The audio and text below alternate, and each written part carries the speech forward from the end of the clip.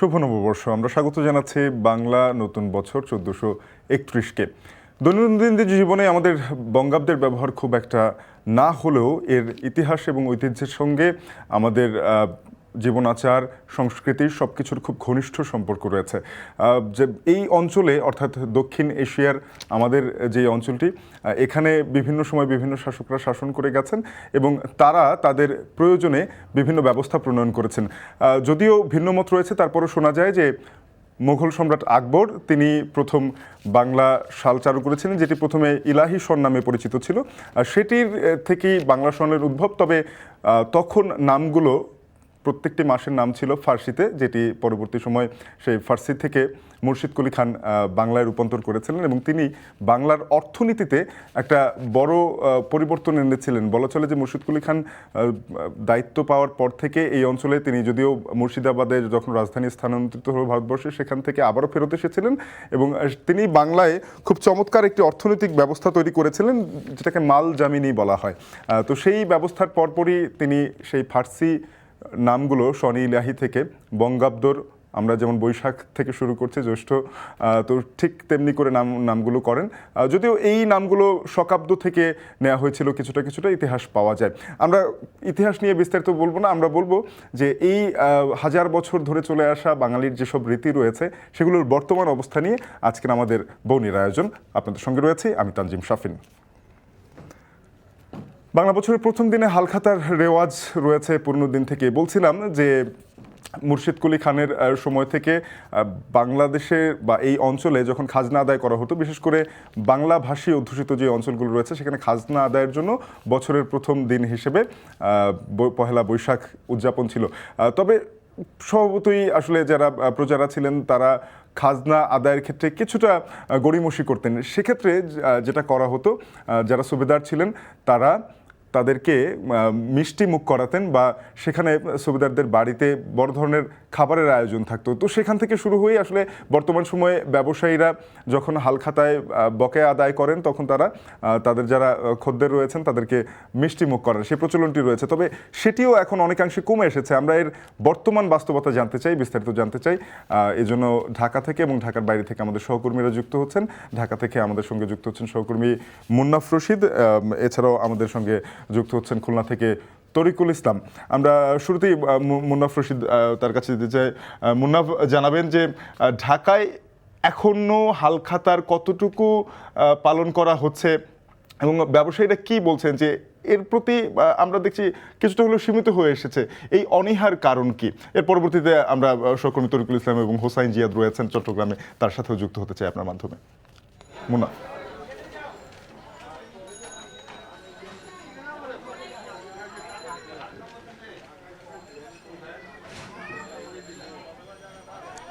শাফিন, আপনি যেমনটি বলছিলেন যে বাংলা মাসের নাম যেমন ফার্সি থেকে পরিবর্তন করা হয়েছে, কিন্তু হালখাতা কিন্তু ফার্সি থেকে এখনও পরিবর্তন হয়নি। হালখাতা কিন্তু সেই ফার্সি শব্দটিই রয়ে গেছে। হালখাতা এই নববর্ষের সাথে, বছরের শুরুর দিনের সাথে যেমন অঙ্গাঙ্গিকভাবে জড়িত রয়েছে, তেমনি যে রীতি রেওয়াজ রয়েছে বাংলার সাথে, বাংলা নববর্ষের সাথে, সেগুলো কিন্তু আমরা দেখেছি যে পরিপালন হয়। আজকে বছরের প্রথম দিনে দোকানগুলো, ব্যবসায়ীরা যে আনুষ্ঠানিকতা পরিপালন করে থাকেন, বিশেষ করে হালখাতা একটি বড় অনুষঙ্গ, কিন্তু আমরা দেখেছি যে গেল কয়েক বছর ধরে সেই হালখাতায় কিন্তু অনেকটা ভাটা পড়েছে। এখন কিন্তু সেই হালখাতার রেওয়াজ খুব একটা নেই। আমি ঢাকা, পুরান ঢাকার যে তাঁতিবাজার এলাকা রয়েছে, এখানে কিন্তু মূলত স্বর্ণালঙ্কারের যে দোকানগুলো রয়েছে সেই এলাকা হিসেবে বেশ পরিচিত। এখানে সকাল থেকে যে আচার অনুষ্ঠানগুলো রয়েছে, বছরের শুরুর দিনে ধর্মীয় যে আচার অনুষ্ঠান রয়েছে, অর্থাৎ প্রথম যে পূজা রয়েছে গণেশ পূজা, তার মাধ্যমে কিন্তু এখানে আনুষ্ঠানিকতা শুরু হয়েছে। তবে এখানকার ব্যবসায়ীরা যেটা বলছেন যে আগে যখন একটি হালখাতার একটি রেওয়াজ ছিল, সেই রেওয়াজটা এখন আর নেই। এখন তারা নতুন খাতা খোলেন, নতুন খাতায় পুরাতন যে হিসাব রয়েছে সেই হিসাবগুলো নতুন করে তোলেন এবং যেসব ক্রেতারা রয়েছে তারা আসেন, কেউ কেউ আসেন, কেউ কেউ আসেন না। সারা বছর জুড়ে সেই লেনদেন চলতে থাকে। যখন আসে তখন তারা তাদেরকে মিষ্টিমুখ করিয়ে তাদেরকে বিভিন্নভাবে আপ্যায়ন করে থাকেন। এর বাইরে যদি একটু বলি যে এখন কেন সেটি হচ্ছে না এবছর, বিশেষ করে হালখাতার রেওয়াজ খুব একটি দেখা যাচ্ছে না, কারণ ঈদের একটি ছুটি চলছে। ঈদের ছুটিতে যেসব তাদের ক্রেতারা রয়েছেন তারা কিন্তু ঢাকায় অনেকেই নাই, এবং তাদের অধিকাংশ ক্রেতা কিন্তু ঢাকার বাইরে চলে গেছে। ফলে তারা কিন্তু বলছেন যে তারা একেবারেই আয়োজন করেননি, এবং যে কার্ড ছাপানো হয়, যে হালখাতার যে আমন্ত্রণ পত্র দেওয়া হয় সেটিও করেননি, এবং পরবর্তীতে তারা কিন্তু করবেন বলে সেরকম আশা প্রকাশ করছেন, এবং আগামী বছরে যাতে এই হালখাতা আরও খুব দ্রুত এবং সুন্দরভাবে উদযাপন করতে পারে নববর্ষে, সেটি তারা জানিয়েছেন।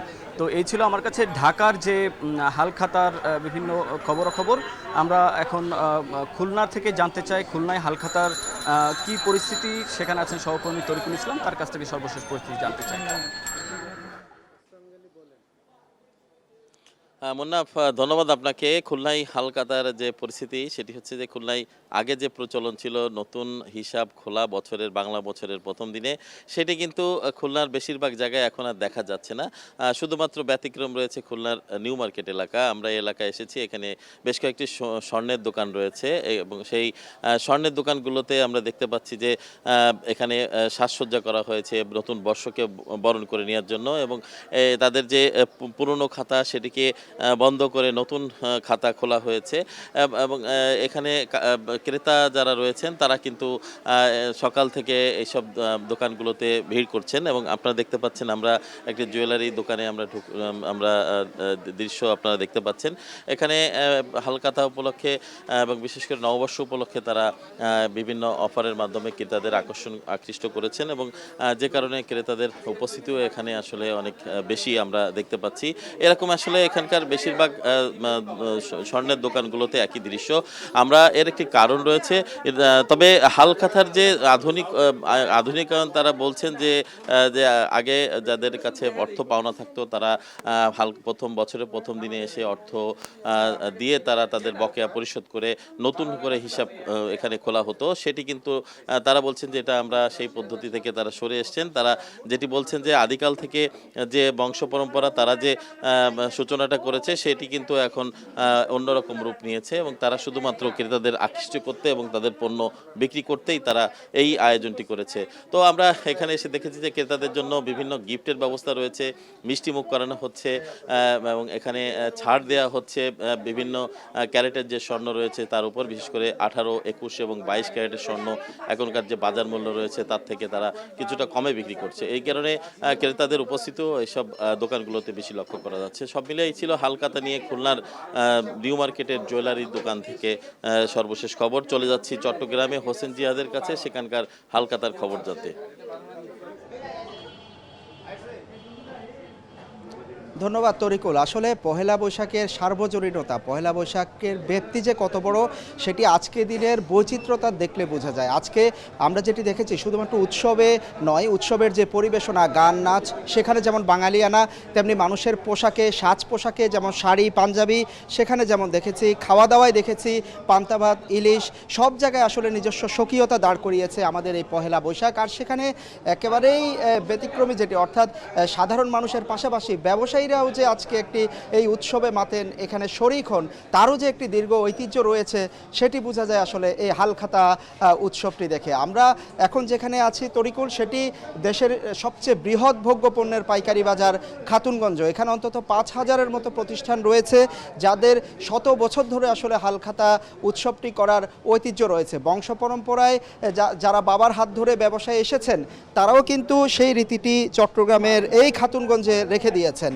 অর্থাৎ যারা বনেদি ব্যবসায়ী আমরা বলতে পারি, যারা বংশ পরম্পরায় তাদের ব্যবসা পরিচালনা করছেন, তারা কিন্তু আজকের দিনে সেটি যত ছোট আকারে হোক তারা কিন্তু সেটি পালন করছেন।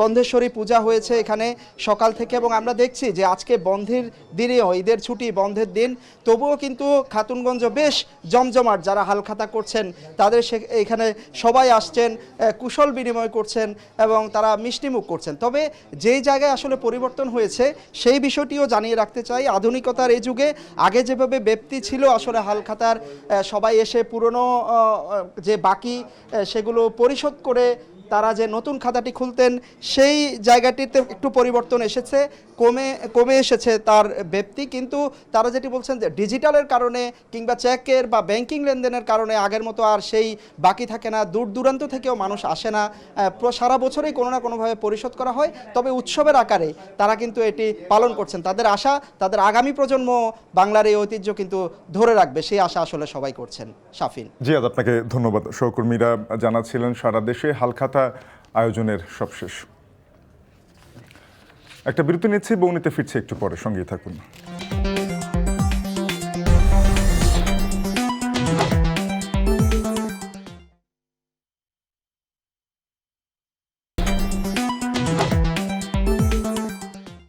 আবার ফিরলাম বিরতির পর, দেখছেন বৌনি। বৈশাখের অন্যতম আকর্ষণ পহেলা বৈশাখকে কেন্দ্র করে বৈশাখী মেলা সারা দেশে পালিত হচ্ছে। ময়মনসিংহ নগরীর উমেদ আলী মাঠে চলছে বৈশাখী মেলা, সেখানে আছেন সহকর্মী ইমতিয়াজ আহমেদ, আমরা তার সাথে সরাসরি যুক্ত হচ্ছি। ইমতি, জানাবেন যে ময়মনসিংহে এখন বৈশাখী মেলার কি পরিস্থিতি, আমাদের লোকশিল্প কুটির শিল্প সেগুলো কি বেশি স্থান পাচ্ছে নাকি হালের যেই প্লাস্টিক পণ্য খেলনা রয়েছে সেগুলোর কদর বেশি?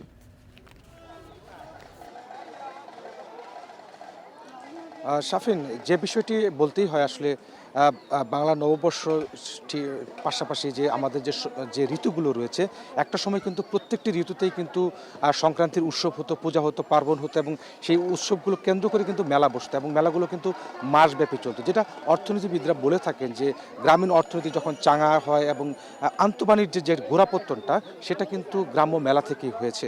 কিন্তু কালের বিবর্তনে আমাদের যে বাঙালি হাজার বছরের যে সংস্কৃতি, অনেক উৎসব পূজা পার্বণই কিন্তু আমরা হারিয়ে ফেলেছি। এখনও যে চৈত্র সংক্রান্তি বা বৈশাখের মতো যে প্রধান দুটি উৎসব এখনও যে আমাদের মধ্যে টিকে রয়েছে, যেটাকে কেন্দ্র করে গ্রামীণ মেলা বসে, সেখানে কিন্তু এখনও সেই ঐতিহ্যগুলো আমরা মাঝে মাঝে খুঁজে পাই। তবে যেটা বলছিলেন যে আপনি প্লাস্টিকের আগ্রাসন বেড়েছে এবং সেটি খুবই স্বাভাবিক, যেটা দেখতে পাচ্ছি যে আমরা যে প্লাস্টিকের খেলনার দোকান, মৃৎশিল্প যারা রয়েছে তারা একপাশে অনেকটা শূন্যই বসে আছেন, কিন্তু প্লাস্টিকের যে দোকানগুলো রয়েছে সেই দোকানগুলোতে আমরা অনেকেই খেলনা কিনতে দেখছি।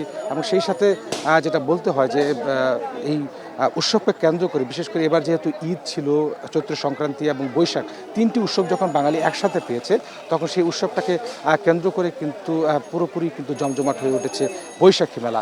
এবং আজকে সকালে মঙ্গল শোভাযাত্রা এবং তারপরে বৈশাখী মেলার কিন্তু বেশ জমে উঠেছে। এবং আমরা যে বিষয়টি মেলায় এসে দেখতে পাচ্ছি যে বিশেষ করে বিন্নি ধানের যে খইগুলো রয়েছে, এবং এটা খুবই ঐতিহ্যবাহী আমাদের এই ময়মনসিংহের জন্য এবং সারা দেশের জন্য।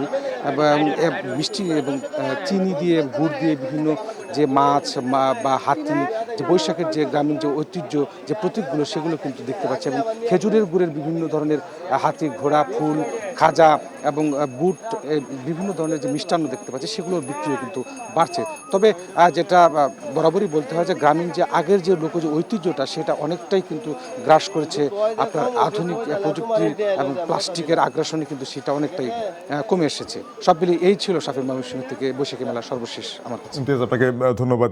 ময়মনসিংহ বাংলাদেশের অন্যতম পুরনো ভূমি, অর্থাৎ বাংলাদেশের যে জনপদ রয়েছে তার অন্যতম পুরনো জায়গা হচ্ছে ময়মনসিংহ, তাই সেখানে খুব চমৎকারভাবে এখনও চলছে বাংলা নববর্ষ উদযাপনে বৈশাখী মেলা। আরও অনেক জায়গায় চলছে, নারায়ণগঞ্জ তেমন একটি জায়গা, সোনারগাঁও নগরীতে কুটির শিল্প এবং বেশ কিছু শিল্পপণ্য নিয়ে মেলা বসে, যেটি 15 দিন ব্যাপী এই বৈশাখী মেলা চলে। সেখানে রয়েছেন আমাদের সহকর্মী মাঝহার ইমন, তার সাথে যুক্ত হচ্ছে। এমন জানাবেন যে আপনার পিছনে আমরা দেখছি মানুষের আনাগোনা রয়েছে, এই মেলার পরিসর কতটা বড়, ব্যবসায়ীরা কি বলছেন, 15 দিন ব্যাপী যেহেতু মেলা, সেখানে তাদের ব্যবসার প্রত্যাশা কেমন? শাফিন, প্রথমে আপনাকে বাংলা নববর্ষের শুভেচ্ছা। এই মুহূর্তে সোনারগাঁয়ের যেই লোকশিল্প যেই জাদুঘর রয়েছে, সেই জাদুঘর প্রাঙ্গণে আসলে মেলার যেই উৎসব চলছে, আমরা সকালবেলা থেকে দেখেছি যে মেলা চলছে। এই মেলার মূল যেই আকর্ষণ আমরা যদি বলতে চাই, বৈশাখী মেলা হলেও এখানে মূলত যে কারুশিল্পীদের হাতে তৈরি করা বিভিন্ন পণ্য রয়েছে, এর মধ্যে প্রাচীন বাংলার যে সকল পণ্যগুলো রয়েছে সেগুলো বিশেষ প্রাধান্য পাচ্ছে। পাশাপাশি যে সমস্ত বৈশাখকে কেন্দ্র করে বাঙালি সমাজ যেগুলো ব্যবহার করে আসছে বছরের পর বছর, আর যেই পণ্যগুলো আসলে যুগের সাথে তাল না মিলাতে পেরে অনেকটাই নিবিড়ে চলে যাচ্ছে সেই পণ্যগুলো এখানে প্রদর্শনী চলছে, বেচা বিক্রি চলছে। এই মেলাটি 15 দিন ব্যাপী চলবে, প্রতি বছর 3 দিন ব্যাপী হলেও এবারই প্রথমবারের মতো 15 দিন ব্যাপী এই মেলাটি চলবে। কর্তৃপক্ষ যেটি জানিয়েছে আমাদেরকে, বলছে যে তারা যদি এই সময় এই মেলাটির আসলে তারা যদি আরও উৎসাহ উদ্দীপনা পায় দর্শকদের কাছ থেকে, ক্রেতাদের কাছ থেকে, তাহলে এই মেলাটির পরের বছর আরও বৃদ্ধি করা হবে। আর আরেকটি কথা জানিয়ে রাখি, সকালবেলা মেলাটির আনুষ্ঠানিক উদ্বোধন করা হয়। এই মেলাতে প্রায় 30টির উপরে স্টল রয়েছে, অস্থায়ী পাশাপাশি স্থায়ী স্টল রয়েছে। যেই প্রতিটি স্টলে আমরা দেখেছি যে গ্রাম বাংলার যেই পণ্যগুলো রয়েছে, যেগুলো আসলে হারিয়ে যাচ্ছে যুগের সাথে তাল না মেলাতে পারার সাথে সাথে, সেই পণ্যগুলোই বেশি প্রদর্শিত হচ্ছে। আর মেলায় যদি আমি ভিড়ের কথা বলতে চাই, যে ঈদের যেই আমেজ, সেই আমেজকে ঘিরে যেই ব্যস্ততা বা যেই উৎসাহ উদ্দীপনা ছিল সেটি এখনও চলছে। আর পহেলা বৈশাখকে কেন্দ্র করে যে বাড়তি একটি আমেজ তৈরি হয়েছে, সেই আমেজের পুরো পরিবেশটি আমরা এখানে দেখতে পাচ্ছি। এক কথায় যদি বলতে চাই যে ঈদের আনন্দ পাশাপাশি বাংলা নববর্ষের যেই উৎসাহ উদ্দীপনা সব মিলিয়ে একেবারে মেলা প্রাঙ্গণ মুখরিত রয়েছে। আর যারা কর্তৃপক্ষ রয়েছে তারা বলছেন যে বিকেল হওয়ার সাথে সাথে এখানে দর্শনার্থী আরও বাড়বে। সব মিলিয়ে এই ছিল সোনারগাঁয়ের থেকে মেলার সবশেষ খবর। অসংখ্য ধন্যবাদ সহকর্মী মাঝারি মন যুক্ত হয়েছিলেন নারায়ণগঞ্জ থেকে, জানাচ্ছিলেন সেখানে আয়োজিত মেলার সবশেষ। এবারে আমরা যেতে চাই পিরোজপুরের রানীপুরে চলছে শিল্প বাণিজ্য মেলা, সেখানে আছেন সহকর্মী ইমন চৌধুরী, তার কাছ থেকে জানবো বিস্তারিত। ইমন, জানাবেন যে রানীপুরের এই মেলায় কি ধরনের আয়োজন রয়েছে, যারা ক্রেতা বিক্রেতা রয়েছেন তারা কি বলছেন?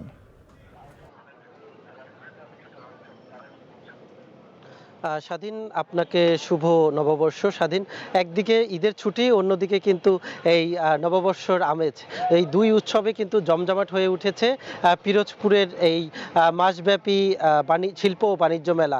আমরা কিন্তু দেখতে পেয়েছি chamber of commerce and industry আয়োজনে কিন্তু মাসব্যাপী এই শিল্প ও বাণিজ্য মেলা অনুষ্ঠিত হয়েছে। গতকালকে কিন্তু এই মেলার আনুষ্ঠানিকভাবে আয়োজন শুরু হয় এবং আমরা দেখতে পেয়েছি যে মেলাটি কিন্তু জমজমাটভাবেই চলছে এবং প্রতিদিন সন্ধ্যার পরই কিন্তু মানুষের বিকেল, অর্থাৎ এই যে রোদের কারণে কিন্তু মানুষের ভিড়টা দুপুরবেলা একটু কম হয়, কিন্তু বিকাল 4টার পর থেকে কিন্তু মানুষের জমজমাট হয়ে ওঠে, মানুষের ভিড়ে কোলাহলে। তো আমরা দেখেছি যে এখানে দূর দূরান্ত থেকে বিভিন্ন জেলা থেকে কিন্তু ব্যবসায়ীরা এসেছেন, বিভিন্ন কোকারিজ, হাতের তৈজসপত্র, হাতের তৈরি বিভিন্ন খেলনা এবং রাইডস এবং খাবারের দোকান, অসংখ্য জুয়েলার্সের দোকান কিন্তু আমরা দেখেছি। অর্থাৎ প্রায় 100-র মতো স্টল কিন্তু এই মেলাতে বসেছে এবং বিভিন্ন ব্যবসা বাণিজ্যর পসরা সাজিয়ে কিন্তু বসেছেন ব্যবসায়ীরা। আরেকটি বিষয় আপনাকে বলতে চাই, সেটি হচ্ছে এই মেলাকে কেন্দ্র করে কিন্তু একটি সাংস্কৃতিক অনুষ্ঠান প্রতিদিন চলবে এবং বিভিন্ন লটারির আয়োজনও কিন্তু করেছে এই মেলাকে আরও উৎসবমুখর করে তোলার জন্য।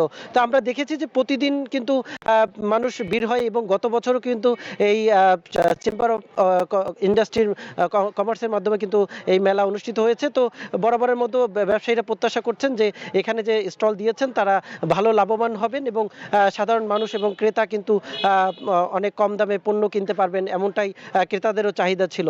তো এই ছিল আমার কাছে সর্বশেষ। স্বাধীন। ইমন, আপনাকে ধন্যবাদ। সহকর্মী ইমন চৌধুরী পিরোজপুর থেকে যুক্ত হয়েছিলেন, জানাচ্ছিলেন সেখানকার শিল্প ও বাণিজ্য মেলার সবশেষ। বৌনিতে আরও একটা বিরতি নিয়ে ফিরছে, সঙ্গে থাকুন।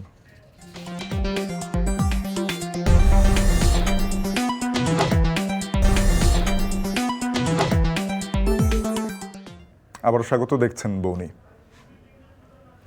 ভোজন রসিক বাঙালির জন্য নববর্ষ উপলক্ষে কুমিল্লার রাজগঞ্জে বসেছে মাছের মেলা, যেখানে বিভিন্ন এলাকা থেকে বড় বড় মাছ নিয়ে এসেছেন ব্যবসায়ীরা।